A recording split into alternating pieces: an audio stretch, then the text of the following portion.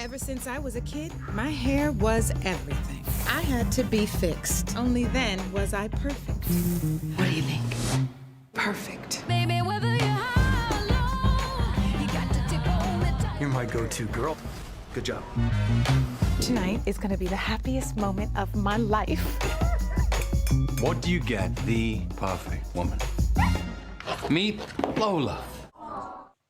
Now let yourself grow, embrace your authenticity, and choose you. The best-selling iconic novel, Nappily Ever After, that inspired the Netflix movie by the same name, is celebrating its 25th anniversary. And we're celebrating right along with the author. Trisha Thomas joins us. Good morning to you.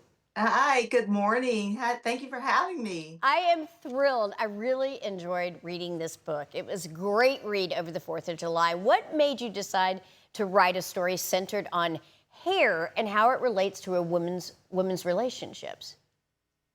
Hair is not just hair when it's black hair. And that was the question I had to continuously answer when agents and publishers were asking me, like, how can you write an entire story around hair? And I said, it's black hair. It's our identity, it's our culture, it's our history. It carries so much weight. All right, well, you speak specifically to the fact that this resonates so well with Black women, but did you know that the book is also going to resonate with many women of all different types, of all different cultures, and That was particularly women who are not Black, who have also a certain relationship with their hair? That was the biggest surprise. The best surprise was that every woman, no matter what culture, and men, I was hearing from people across the globe telling me that it was always something that had to be fixed in their family or in their culture. And so if it wasn't hair, it was other features. And so it kind of just became this answer for everyone that finding your identity meant finding your authenticity. But for us, it was absolutely hair.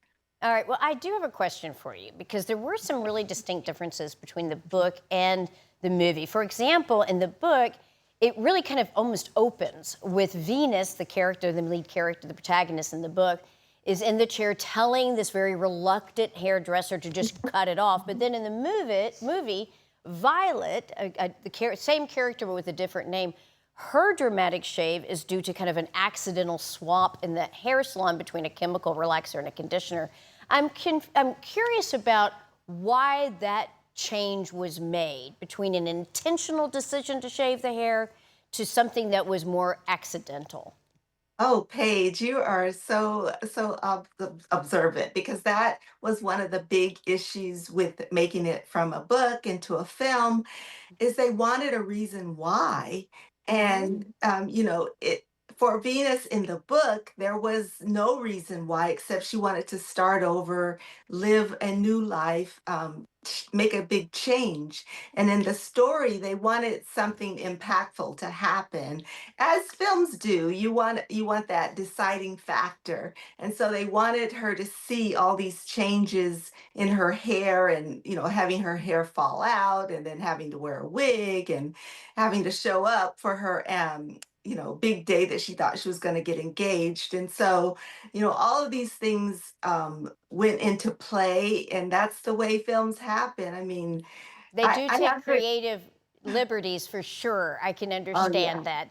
And, regardless of the intention behind the beginning, with whether she chose to shave it off or it was accidental, there still were Yeah. real consequences to that. And it did help kind of impart this new journey in her life.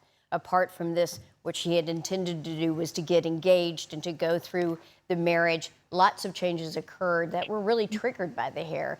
So how has the beauty standard changed in, say, the last 25 years since you wrote the book? It's changed a lot. I'm very grateful that so many people tell me that they came to me, they came to the decision to cut off all their hair after they read the book or watched the movie. I mean, it's frightening at first. I'm like, I'm sorry, but that's what they came to the conclusion that they wanted to start over. I call it the cleansing. It's like this thing that happens where you have absolutely no choice but to be rejuvenated.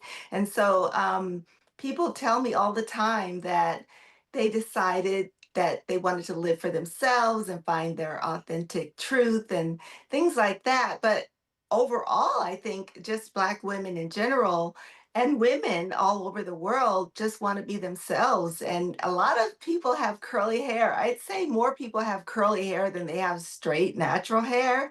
And so most women just really want to just be themselves, regardless of the social beauty standards that we've been stuck with for so many years. Have you yourself ever made a dramatic change like this? Absolutely. Probably three and a, I'll say 3.5 times because one time I didn't shave it all the way. But the first time I did it, I was 17. I had just graduated from high school. And I was at that point where I was going to college, and I knew I couldn't afford to maintain my hair once I got there. And I wasn't going to have extra money. And so I just decided to shave it all off. And my mother just gasped, but she nearly had a stroke or something when she saw me because I had been raised in that environment. I had a relaxer when I was 3 years old, and that, having my hair straightened all those years was even kind of a shock for me. And so that was one of the things I put into the story was how the chair became a life sentence, and that was the term I used, the Now, salon I, chair. I have to say, you have a new fan. I thought it was fantastic. I really, really did. Where can people find you? Oh, I'm everywhere now on site, TrishaRThomas.com. And I have, many stories to tell. I started with hair, but I've been just about everywhere with, being authentic and living your life to your best ability with your heart. So those are Well, the thank travel you so stories. much. It was such a joy to talk to you. We appreciate it. Thank you Thank again. you, Paige. Thank you so much.